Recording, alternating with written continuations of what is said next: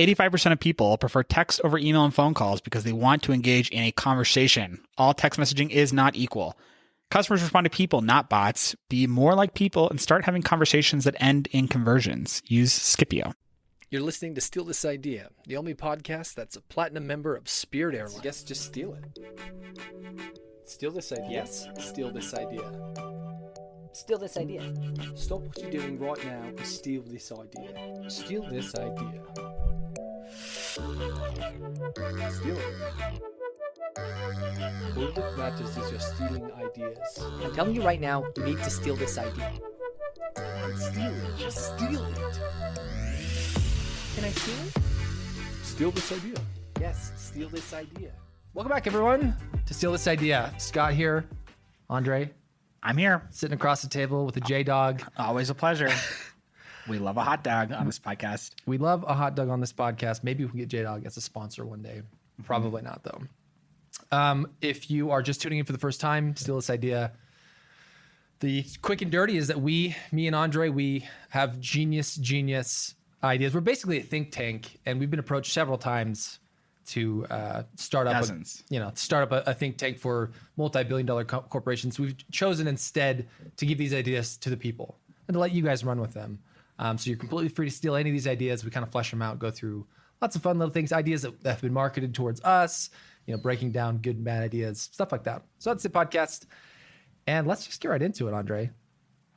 We're going to start with our first segment, which is good idea, bad idea.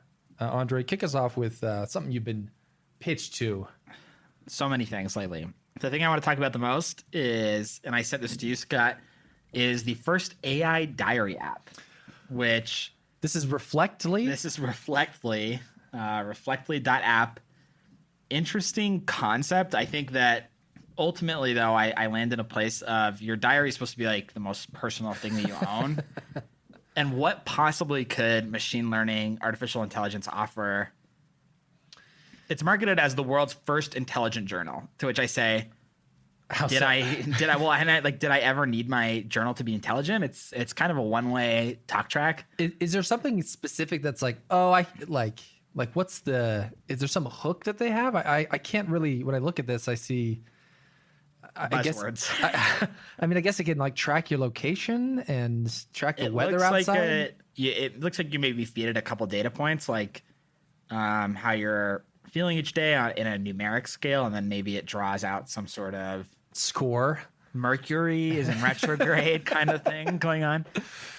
Reflectly, huh? Yes. It's not a good idea. It's kind of where I'm headed with this. And this was on my Instagram heavily for a couple of days. I think that they had like $200 and they just targeted Utah 18 to 25 hard. What's interesting is that I actually do have a desire for a journaling app. And I've looked for this because I'm not somebody who writes journals very well. I would love kind of in the Martian where he's like just talking to a camera. I would love some very simple thing that just like it like prompts up, say, hey, tell me what's on your mind. And I could just record myself without having to do a whole lot of legwork. And like, it doesn't just store into my photos thing. It just like stores in the cloud or whatever. Like I would love something that was like very intuitive that I could just speak into and talk through my feelings as a journal and then kind of go through that. But I think that would be great. Like picture, you've seen like the Facebook portal or like the Amazon show. Yes. Something where it actually recorded my face. Because I had a New Year's resolution this year, which I did not stick to, which was that I wanted to record like a short video every day talking about something just to like kind of have that memory piece. Didn't stick to it at all. But if Alexa was like, hey, what was the funniest thing that happened today? And it was just kind of a random prompt each day. And then track my face so that I could go back and watch the whole year of 15-second, like quick, funny prompt stories. That would be a really good app. Yeah, and it was just like if you had some really good story, you could just like you tap one button and just like it automatically. You don't have to like go and sort it and log in, two-factor. Yeah, and it's just like write down what happened and then record yourself. Because that's the thing. The closest thing I could find was an app called Journey, which was like more like a regular diary app, but just happened to also take video. Yeah, but like that's not what I want. No, I want video first. Vine. Yes, but my journal for the year. 100%. So that's Reflectly, I think you let us into a way better idea than what you currently have. The one I've been seeing often, and maybe you've seen this, is Butcher Box. Have you seen Butcher Box? I'm gonna guess. Have never heard of this. Sure. I'm gonna guess it's a monthly subscription box that sends you a cut of meat. That is exactly what it is. I'm a genius. It is it seems like it's a host of meats. It's pork, it's chicken, it's steak, it's bacon, it's hamburgers, right? I don't, in theory, hate the idea of this Me either, really. because as I've grown and matured, I find myself more and more going to the actual butcher deli at the grocery store and asking for that, Right. That's a pro tip right there. Like, never buy bacon just from on the shelves. Go to the butcher. It's like 50 cents more, and it's like nice, thick, premium, peppered. It's much better. Quick interjection. At what age do you feel comfortable going to the butcher counter? That's a good. I'm 25 years old. It's a little, I can't. I have to send somebody else up. I get nervous. I don't know what questions they're gonna ask. They can't, because sometimes they look at you like, yes, like you've ruined something they're doing because they're cutting stuff. You're like, I'm sorry, I didn't mean to. They are nicer than they put off. I would say. I think once I had, because really what it came down to is, as I started having kids, I started making breakfast a lot more. Yeah. Making a lot more eggs, a lot more bacon, a lot more stuff. And I was unsatisfied with the amount of bacon, the quality of the bacon that I was cooking. So I want to get something a little bit better. So that's what kind of nudged me into communication. So once you have your first kid, or once you are in that stage of life where you're like, you consider yourself an adult, maybe 30, late 20s, maybe. Anyway, I don't hate the idea of this. My only problem is it's kind of the problem with a lot of these subscription boxes. It's just like, I don't know if I eat enough meat consistently that if ever there comes a time where all of a sudden I'm like, oh shoot, I forgot to cancel this. I forgot to pause this. I've got too much meat now. So I envision myself 100% having a freezer full of meat and being like, this was stupid. Like, and it's meat that I kind of agree. I kind of don't, because we used to do Blue Apron at my house. And we never cooked the meals, but we obviously would freeze the meat. Yeah. Which is a super expensive way to get meat delivered to your house, by the way. And we ended up with a freezer with probably like 7 or 8 random cuts of meat, but we cooked through them. Yeah. It just took time. There are worse things than having a freezer full That's of meat. true. Sure. It's not the worst thing. I just like when you can get a bag of 30 chicken breasts at Costco for like $18. Yeah. And that can just stay in your freezer. It's like, why do I need that as well as a premium cut of chicken that now I'm going to freeze anyway. Yeah. Which didn't So help. I'm not going to say bad idea. I think it's a good idea. I think they could find the right, maybe they're already doing it, but I think Butcher Box can find that right angle where, because they do stuff where they're like, hey, you get free bacon for the whole year if you sign up. I'm like, oh, that's like a perk. That's a perk. Or like free burgers all summer long. It's like, oh, there's like clever ways to do this. Yeah. Their website makes me feel some type of way. Like it's a their they got some website burgers that look so freaking good. I can't even think straight. Yeah. Do you have any more, or do you want to move on? I have another, or we could move on. Let's do one more quick one, and then we'll move on to the next. I really want to talk about this cereal called Magic Spoon. Yeah. Are you getting ads for this too? I am. Every ad I get is this stupid cereal. And I don't know how to feel about it, because on the one hand, I think it looks like cereal for aliens. Like, it looks like Cheerios from another dimension. And it's like, they're like Cinnamon Toast Crunch, but they look just like these perfect little O's. And it's very weird. And it's called Magic Spoon, which I don't like. Yeah. But apparently it's healthy. And it's like, if you're doing keto, apparently this is like the cereal for you. Totally. And there was a time where I was like, I used to eat cereal all the time. I'm now, in the dad bod stage. I have to watch what I eat. I just do. I used to love cereal, but it's like really hard to justify. Once you kind of realize that cereal is basically a dessert. Yeah. That changes everything. It really does. and so I saw this. It's like, it's like one net carb for a bowl of cereal. It's like, whoa, that's pretty great. Especially when you can, 2 grams of sugar, 1 net carb. It's like, man, that's killer. Yeah. The only problem, and this is, I don't know if you've looked at the pricing model. I'm looking at the pricing right now. It is egregious. It's $10 a box. Which is crazy. Here's the thing. Maybe it's expensive to make it, and I just don't know. Mm-hmm. I can't believe that it is. I think they are capitalizing on, like, it's gluten-free, therefore we charge more. Yeah. If someone came out with a multi-meal bag size of this stuff and I could just get it I would buy some. Yeah, then we're talking. Like the Walmart version, the value brand of this, I'm all in on it. They say it's just $1.39 a bowl. Yeah. I have to think that that's a small bowl. Yeah, that's a cup. That's Yeah, which is not really what people eat. 'Cause And it does look like it's made of styrofoam. Like it does not look like something humans should consume. There's another one great too. branding. There's Magic Spoon. There's another one that is similar. I can't remember what it's called, but there's a competitor out there. It's a similar model. But it's expensive. If you too, I'm sure. honestly, if you cut the price in half, I think. Oh yeah, a $5 box of cereal isn't out of the question, but a $10 box of cereal. No way.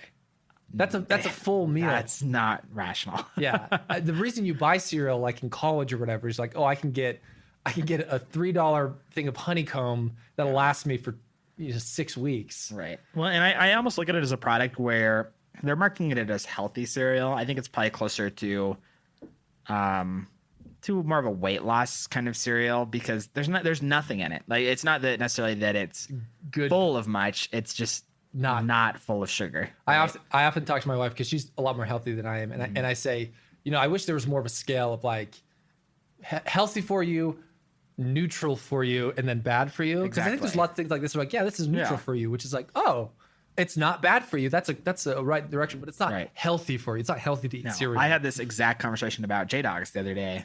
Yeah. Which is like, is J-Dogs healthy for you? No, it's a hot dog. But it seems better to me than like McDonald's. Right. It's a hot dog, right? Right. It seems more towards the neutral Yeah, exactly. slide. Awesome. Well, I think that's good. What we're gonna do, listeners, we still haven't come up with a name with our idea clan. Ideal Logs, wasn't that our last one? Which maybe it's sticking because I remembered it. But I was thinking Idea Boys, but that's that's not right. I don't want to. That is so wrong. Yeah. So on our website, go stealthisidea.com. All our episodes are going to be there, but also we'll have a slide of all the products that we review. Whether we kick them or we praise them, they're all going to be there if it's something that like maybe you're interested. If you want to see Magic Spoon, go stealthisidea.com. It's going to be there. We'll direct everyone to these fabulous advertisements that we've been getting. All right, now to the main event. And steal this idea. I've been stewing about this one, Andre. I'm nervous about it I'm nervous for you. because I think there's something here. I really do. Okay. Okay.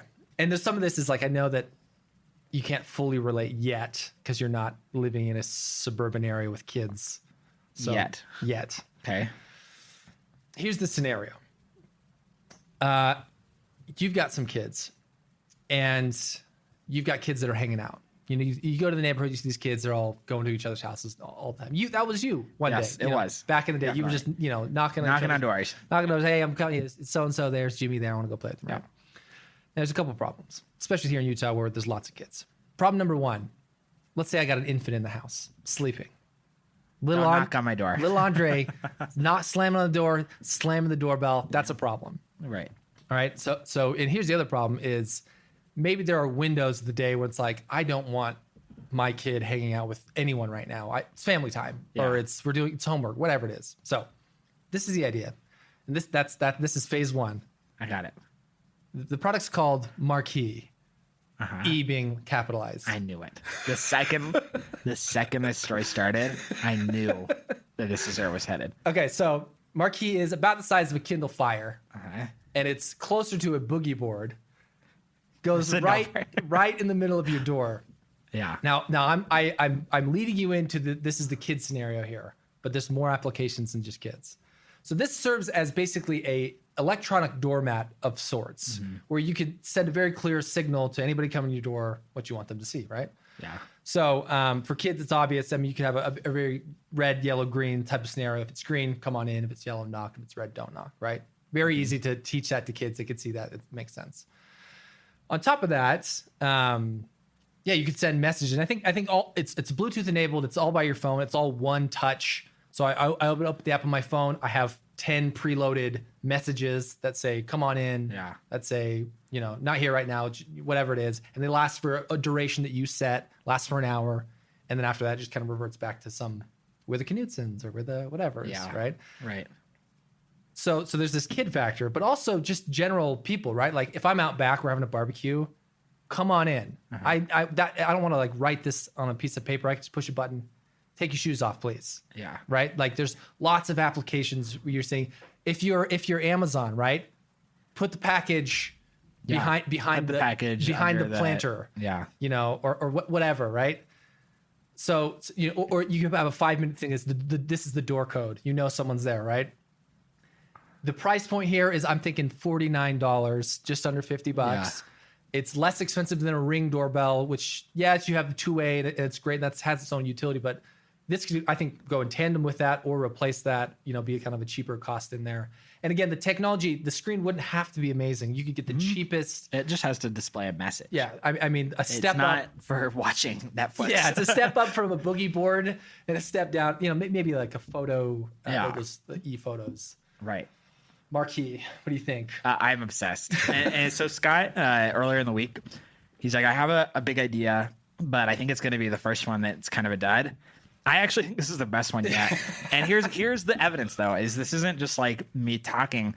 Where I think the use is you're way off base with the pitch that's like the neighborhood kids wander around and they're like, it's green, I can go in.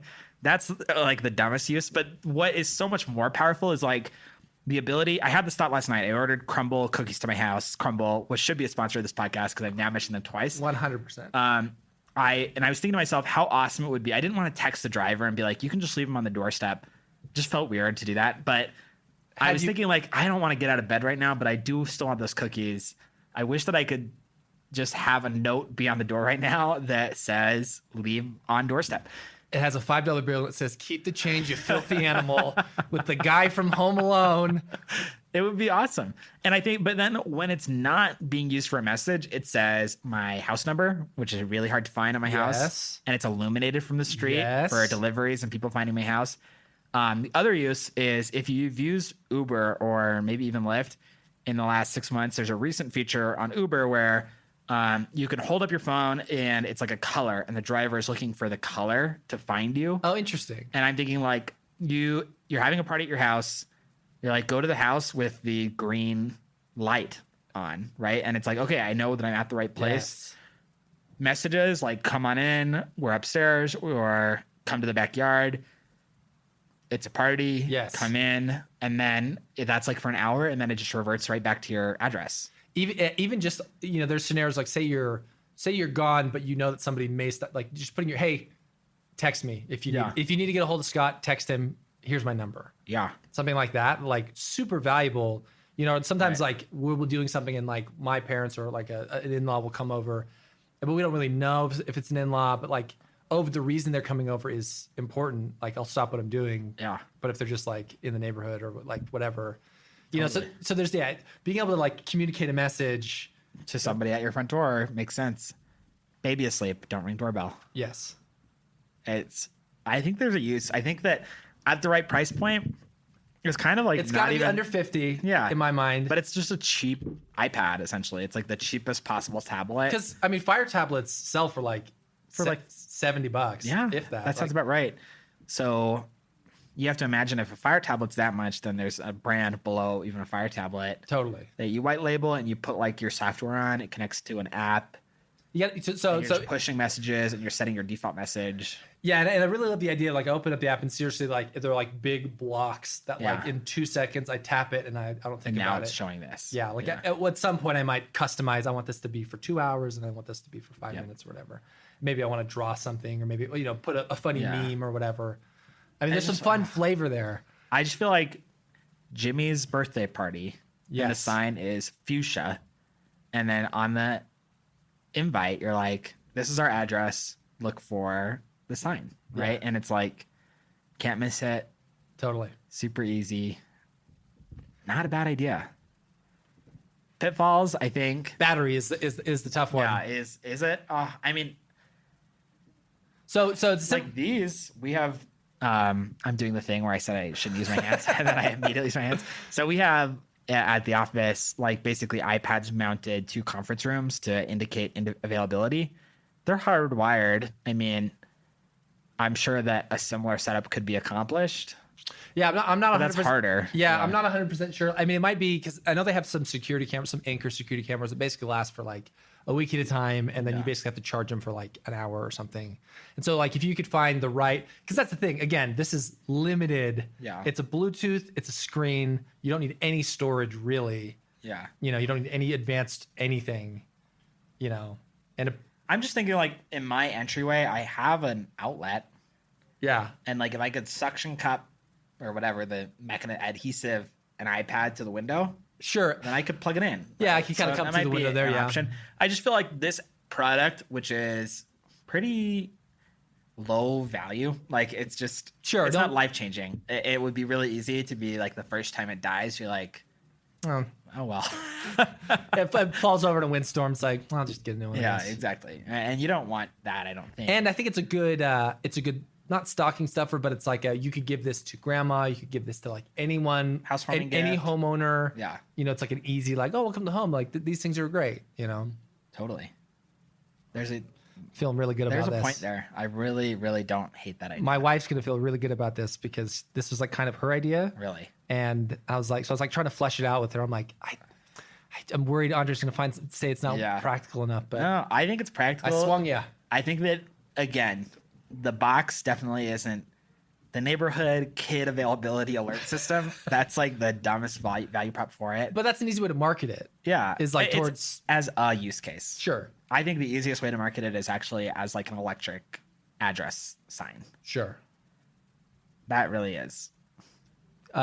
Ideologues, you Let us know your feedback. yeah, you let us know what you think the best go-to-market strategy for. I don't love the name Marq-E, but that's the other thing I was gonna say. It's Alexa enabled, Yeah. and you could say, "I'm washing my hands." Alexa, tell Marq-E I'm busy, and all of a sudden scribbles that out.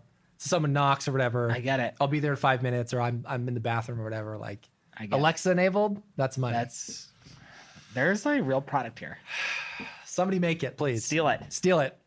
All right, let's move into some speed round. Andre, I think you have some from some leftovers yeah. from last time and maybe some new ones here. Oh, okay. I have a couple items for speed round. Okay. A couple of leftovers, and really these are maybe closer to things I just want to get Scott's thoughts on and our audience's thoughts on. Are these good ideas or bad ideas? I think. Love it. And they're not products. So the first one is listening to podcasts and books at 1.5 or 2x speed. I've seen this a lot, which is Yeah. like Jacob, who I occasionally carpool with, will listen to a podcast at 1.5x speed for the whole time. We did it like on a trip to Vegas. And what are your thoughts? I have a feeling what your thoughts are. I would say I could see there being a small sliver of like, yeah, if you're listening to something that is a bit of a grind, like the scriptures, like the Bible, you know, That is so sacrilegious to be like, I'm putting this on 2x speed and I'm going to just let it. you know, or like something that's like strictly informative. But like to me, part of the podcast is the nuance in the conversation, is the banter, is the cadence of voice that the hosts have, and like you lose that a little bit when you speed it up. So yeah, I'm gonna say Not a fan. Not a fan. No, me either. And I think that the issue that I have with it is it's just obviously it like is not good for the medium of audio. Yeah. But also I just feel like it's a sign of the apocalypse that like we're consuming information at such a rate that we can't even listen to human speech at a normal pace. Like It's we like, need hey, to I'm hear gonna it. record you and then just speed it up so I can get through what you're saying faster. Yes, exactly. So I can move on to the next thing. Yeah. Like we're just so hungry for information that even the default brain state is now too slow for us. It scares me. That's funny. That's a good point. Yeah. This is common. I looked this up. There were a lot of articles talking about this. A lot of people think it's evil. Yeah, I don't know about evil. It's evil. I get being like, yeah, I don't think it's the healthiest thing you can do. I think it detracts from the experience. Yeah. So It's not evil, but it's, I don't know. I would Misguided. just say like maybe think think about the what's going on in my brain that makes me need to listen to this at 2x. think about the implications of that desire. Yes. Maybe you need. Don't train your kids on 2x, right? I got one for you here. What about the Nintendo Switch Lite? I told Scott yesterday that I was going to buy this, and literally a group of people laughed in my face. So here's the situation. I have a Switch now, Yep. a regular old Switch. Me too. I actually have another Switch. This would be my third Switch, but I like the color. And I like a to be fair, the unit. reason you have two is because you were gonna. I had a whole situation. Yeah. But I think, I don't know. I like the idea of one that would just live in my backpack that I would always have. Sure. That would never come out. And that's one cohesive unit and not like. The slidey and slidey. Yeah, and it's a outs. little bit smaller and it's in the fun yellow color. Here's the reality. I play my Switch in portable mode 90% of the time. I almost never play it on full screen. I know some people, it's like they dock it and that's what they play. And I dock mine a lot. So I think that's where we're different. So, but like this is to me when I pitch people on, again, I'm a married guy with kids. I say what's great about the Switch is that instead of getting yelled at by my wife playing Xbox downstairs in the gaming area, I can bring my Switch into bed next to her and she can read a book and I can play Switch. And when she has, And it's all and when fun she wants to again. talk, I can pause it and we can talk. And it's like she's a lot more okay with that. I'm sure she's listening to this being like, no, I'm not. I hate all of it. But like I know she would prefer that over me being out of the room. Yeah. You know, with her. So like I think this is like There's a use. I think this is pretty cool. The fact that it plays all the same games, like I think it's a good idea. Yeah. I mean, so it's being argued that it's basically the end of the 3DS. Which I think and that's- all their handheld consoles, which is great.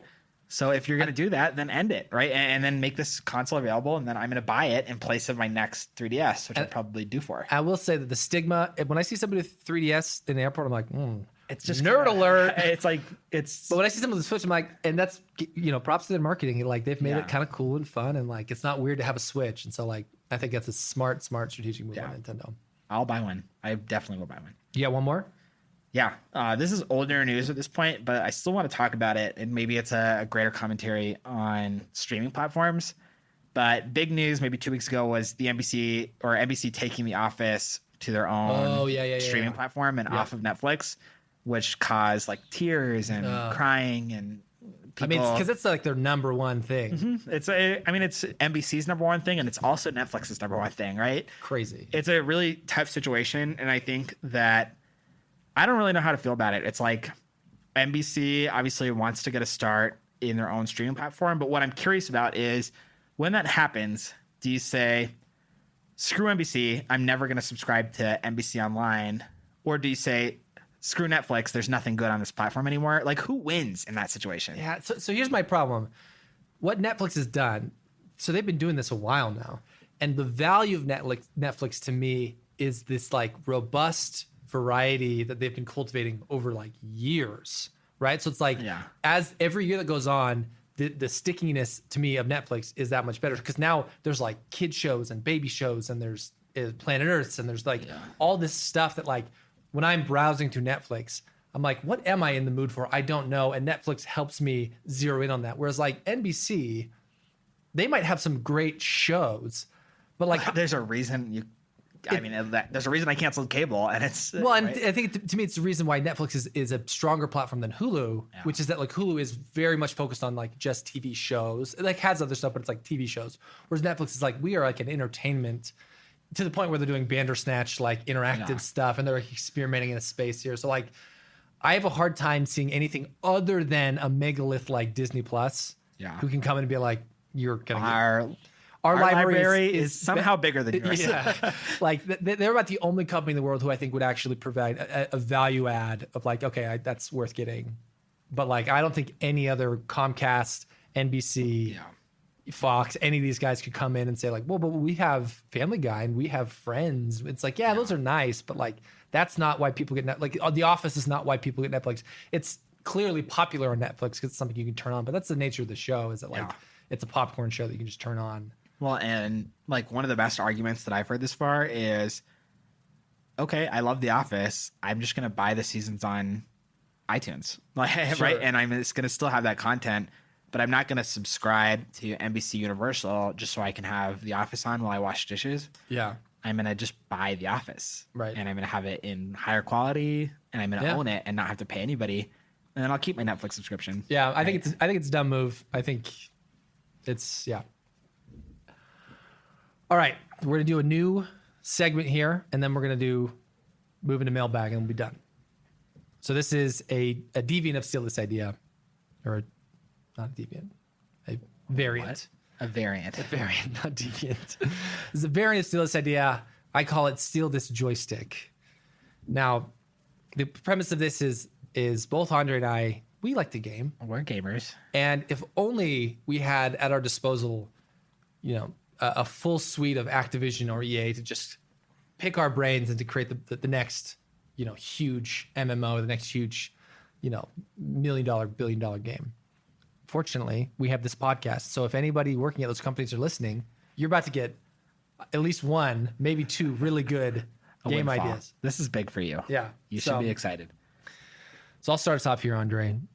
Let me tell you the scenario in which I think often I find myself. So I enjoy gaming, and I think my friends also enjoy gaming. But the problem with most games these days is there's a very large skill gap, right? If you play League of Legends or Destiny or some of these games, and I don't play, for you to say, "Hey, come play League of Legends with us," it's like there's never gonna happen. Literally the least fun thing in the world. It sucks for me and for you. Yeah. There are some games that are like much more forgiving. I think battle royale games have like shown this. Like a game like Fortnite, it's like, yeah, anybody can play. And like, if you like have like the general idea of shooters, like you can, like I've made it to the end of Fortnite and I'm like not the best at shooters, right? Yeah. So this concept of like a game that anybody could play. And I really like the idea of like a 10-minute game. So it's like we're hanging out and there's a group of us that's like, hey, do you want to play a quick round of this? And everybody, there's not the skill gap. Everybody can just hop in and play a quick round. Kind of like Mario Kart. It's like that. Yeah. It's like, it's a very approachable. Anybody can like hop in and like do okay. The game is called Battle Bus. Okay. So you're ripping off Fortnite to start. Continue. Yes. But only in that sense. Huh? Battle Bus is a game that is kind of like Twisted Metal. Okay. There's this game called Lovers in a Dangerous Space-Time. Yes. You've played it? Mm-hmm. So what's great about that game is it's like it's this 2D ship. Yeah. And like everybody like hops on a gunner and like you go through this kind of Space Invaders-esque type mission. And it's very fun. Everybody I've played with loves it. Yeah. It's like you pick it up instantly. I want that exact game in a 3-dimensional death match, but everyone is in a bus. And the bus has guns and turrets and missiles. Uh-huh. And it's a 4-player match. Everybody starts at 4 corners of an arena. And you say, hey, I need 3 guns. Like you can choose a 2, 3, 4, 5, 6, 7, or 8 bus size. Yeah. And you matched up in size. And so if it's just me and you, hey, let's do a doubles bus. Yeah. You drive, I shoot.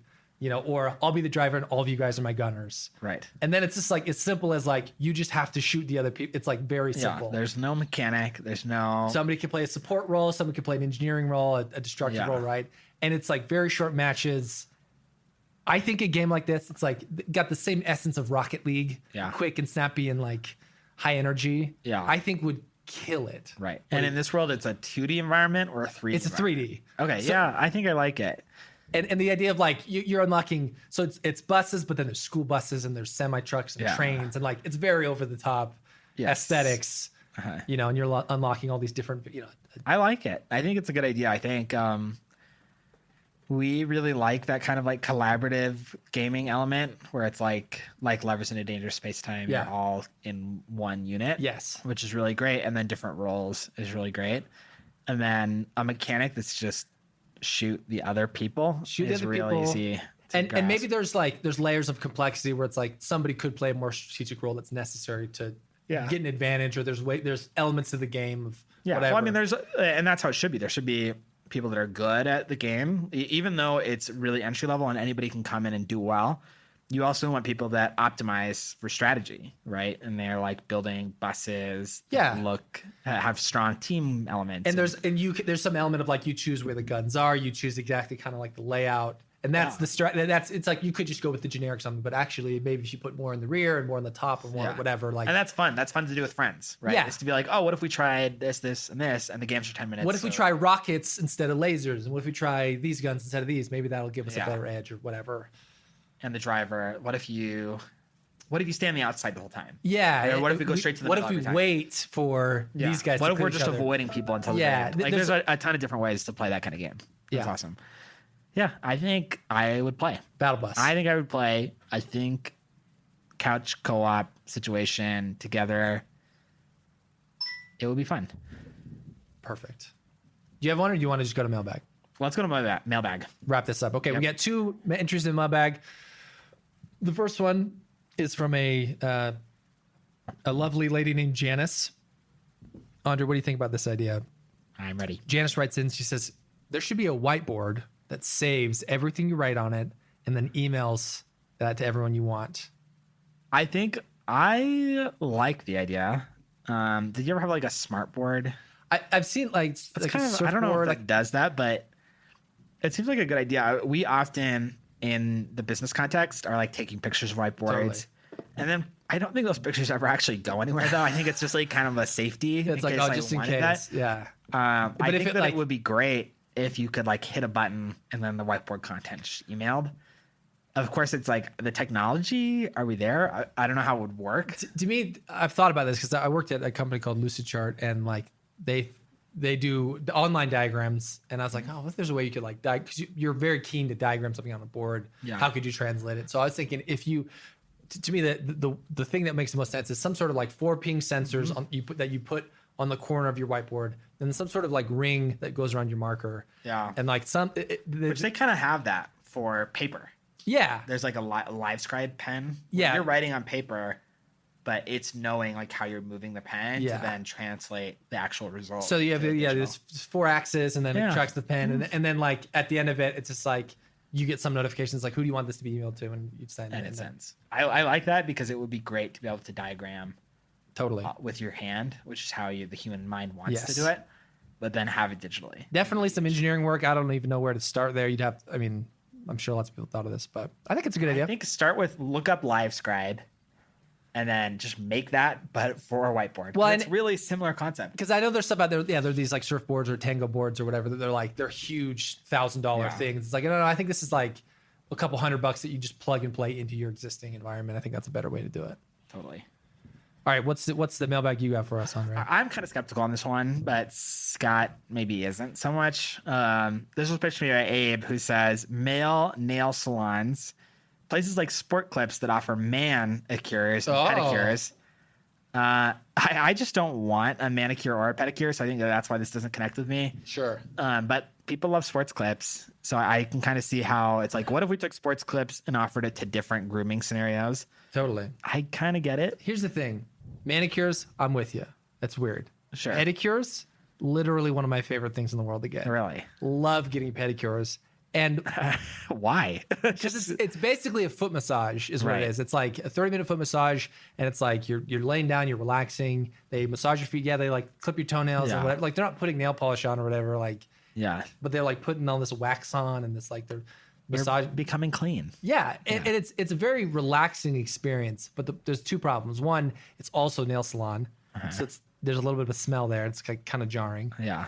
And 2, it's very much catered towards women. Like you go in It's there. a stigma around. If you Of go to a course, nail- a man can go get a pedicure. Absolutely. But we can see how some Americans Sure. might feel uncomfortable in that environment. Sure, and especially the more kind of macho man you are, I think there's like I'm not. Yeah. I would never go to a even though I would tell that guy to get over it. he does need to get over it because pedicures are amazing. But I see how we start to see a business evolve. If there is an aesthetic that's Yeah. like rustic woods, and it's not just pedicures, it's also a barber's there, Yeah. and maybe you can get a nightcap there.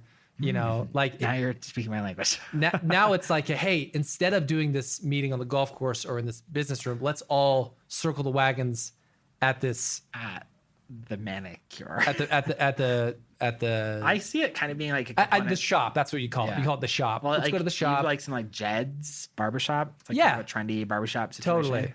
I could see this being a like station or whatever at a Jed's. Yeah, I think you have a whole. It's a what's it called when you? It's a pampering for men. Yeah. and it's very much in the sports clips vein. I think it could work. No, I'm not against it. I could see myself doing such a thing. I really could. Okay, Well, those are two good ideas. Go steal this idea.com is the website. Go steal this idea at gmail.com, or no, idea at go steal this idea.com is our email. And I think it's go steal this idea, or maybe it's steal this idea 1 is our Twitter handle. Now that I think about it, if you just search go steal this idea, you'll find us. That's the episode, Andre. That's all. We've done We it covered again. a lot of ground. We did. That was a big episode. action-packed, lots of ideas. 10 extra minutes Yeah. for our listeners. Andre's going to be giving the idea next week, the main course. I think I've got a good one. he's got a good one. So tune in next week. Eventually we'll start having guests, but let us know what you think. Let us know your ideas, and we will catch you guys later.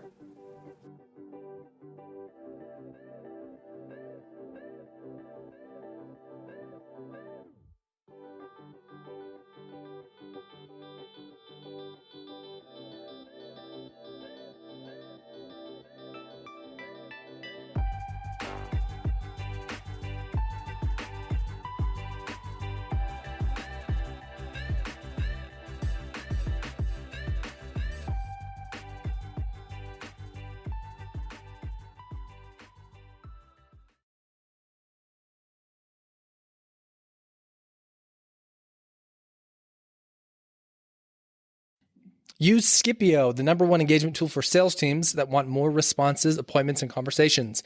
Message your leads and customers where they are on their phone. I'm not talking about phone calls. We're talking about true one-to-one texting. Use the code STEAL at Scipio.com for 2 free licenses. Use the code STEAL at Scipio.com for 2 free licenses. See you later, thieves.